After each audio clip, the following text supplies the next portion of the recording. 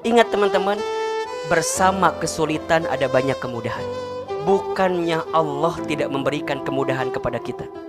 Allah sedang menempa kita dengan kesulitan, karena setelah kesulitan ini Allah sedang hadirkan kebahagiaan. Kadang sesuatu yang membahagiakan itu akan bisa kita rasakan sedalam-dalamnya ketika kita pernah merasakan kesedihan yang sedalam-dalamnya.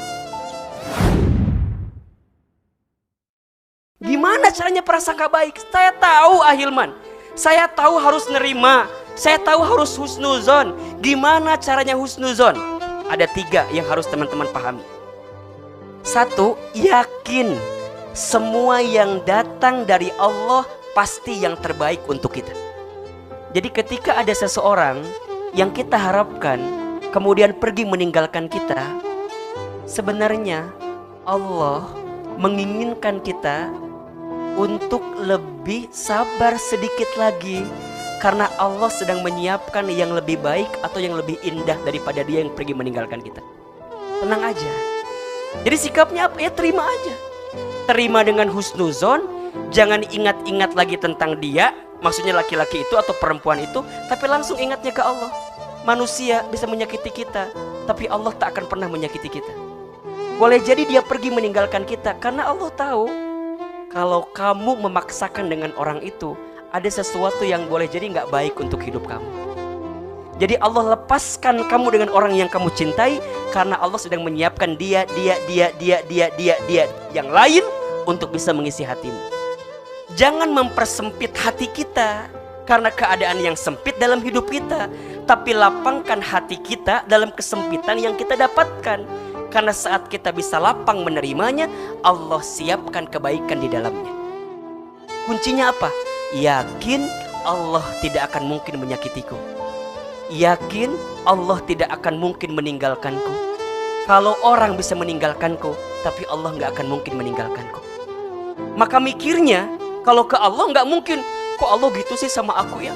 Kok aku sakit belah segala macam? Gak akan begitu mikirnya. Karena kita tahu Allah Ar-Rahman, Allah Ar-Rahim, Allah Al-Malik, Allah Al-Quddus, Allah As-Salam, Allah yang maha segalanya. Ya Rob, Engkau pisahkan aku dengan orang yang aku cintai, karena hamba yakin ya Allah, Engkau sedang siapkan orang lain yang lebih baik daripada dia yang pergi meninggalkanku. Kalau pikiran kita ini ya terus fokus kepada dia yang pergi meninggalkan kita, jadi sakit apa enggak? Sakit. Kalau pikiran kita terlalu fokus kepada orang yang menyakiti kita, maka ruang hati kita tidak akan pernah terbuka untuk menerima dia yang bisa membahagiakan kehidupan kita. Jadi kalau pikiran kita, hati kita terlalu banyak mikirin orang yang pernah menyakiti kita atau yang pergi meninggalkan kita, maka kita tidak menyiapkan hati untuk menerima orang yang akan membahagiakan kehidupan kita. Jadi bukan orang itu gitu. Boleh jadi jodoh kita adalah yang lain yang sedang Allah siapkan untuk kita. Jadi sikap pertama, terima, yakin Allah sedang merencanakan yang lebih indah dan lebih baik bagi kita. Yang kedua, gimana caranya husnuzon Ahilman? Yakin la yukallifullahu nafsan illa wus'aha. Allah tidak akan mungkin memberikan beban kepada kita melebihi batas kemampuan kita. Maksudnya apa? Mohon maaf ya. Boleh jadi kita mencintai dia dengan tanpa harus memilikinya. Kita berlapang dada menerima keadaan orang yang kita cintai itu harus berpasangan dengan orang lain yang lebih baik mungkin daripada kita. Kalau kita mikirnya udah bisa begitu, maka nanti Allah akan kirimkan orang yang pantas bagi kita, yang kemudian kita bisa menerimanya dengan baik. Jadi kalau Ahilman suka bilang begini, Allah itu selalu memberikan kepada hambanya sesuai dengan kebutuhan, bukan dengan sesuai keinginan. Bagi hidup kita, yang kita butuhkan tuh bukan orang itu gitu. Kita hanya ingin saja dengan orang itu. Tapi boleh jadi ada orang lain yang sebenarnya Allah tempatkan kebutuhan kita di orang lain itu gitu. Jadi artinya kita nerima saja kalau kemudian dia harus memilih orang lain. Karena di saat yang bersamaan Allah akan kirimkan pengganti yang jauh kita siap untuk bisa menerima.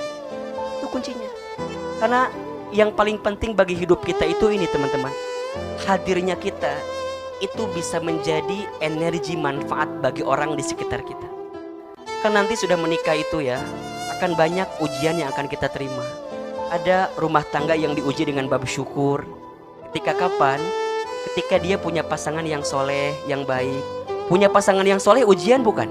Punya pasangan yang baik ujian atau bukan? Ujian. Setiap dari kita itu diuji kan? Bener nggak? Alladzi khalaqal mauta wal hayata liyabluwakum ayyukum ahsanu amala wa huwal azizul ghafur. Kita ini diuji. Kita memiliki pasangan yang sesuai maunya, kita diuji. Ujian, jangan sangka oh enak ya, enak. Belum tentu teman-teman. Begitupun sebaliknya, ketika kita mendapatkan pasangan yang mohon maaf ya, tak sesuai ekspektasi kita, ada boleh jadi ujian sabar di situ. Ya kan? Kita mohon maaf punya pasangan yang mungkin punten ya, agak sedikit galak misalnya, agak sedikit kurang soleh misalnya. Itu ujian atau bukan? Ujian.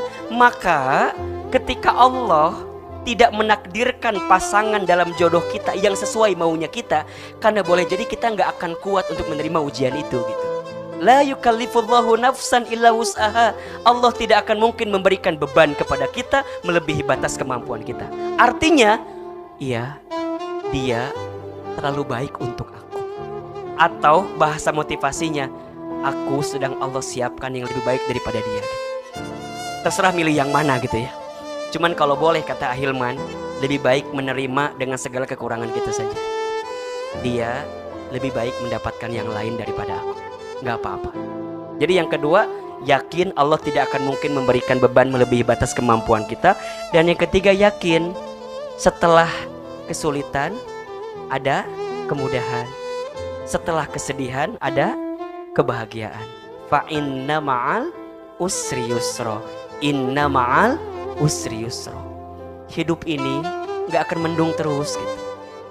Gak akan hujan terus. Boleh jadi setelah gelap ada titik terang yang akan Allah hadirkan kepada kita. Bahkan kalau kita mau mendetailkan ayat tersebut, itu bukan ba'da kan, tapi ma'a. Fa inna ma'al usri yusra. Inna ma'al usri yusra.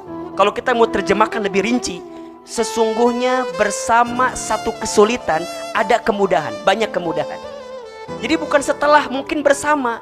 Nah yang bersama itu kenapa enggak datang? Karena hati kita masih belum bisa menerima ketentuan yang Allah datangkan kepada kita. Ujungnya kita nggak bisa menerima kemudahan itu karena fokus kita dengan apa? Kesempitan. Ingat teman-teman, bersama kesulitan ada banyak kemudahan. Bukannya Allah tidak memberikan kemudahan kepada kita. Allah sedang menempa kita dengan kesulitan, karena setelah kesulitan ini Allah sedang hadirkan kebahagiaan. Kadang sesuatu yang membahagiakan itu akan bisa kita rasakan sedalam-dalamnya ketika kita pernah merasakan kesedihan yang sedalam-dalamnya. Ada masa untuk tersakiti agar kita bisa merasakan bagaimana rasa manis dari sebuah kebahagiaan yang datang bagi kita. Bukan Allah menghilangkan orang yang kita cintai, tapi Allah sedang menggantikan dengan yang lebih baik daripada dia yang pergi meninggalkan kita.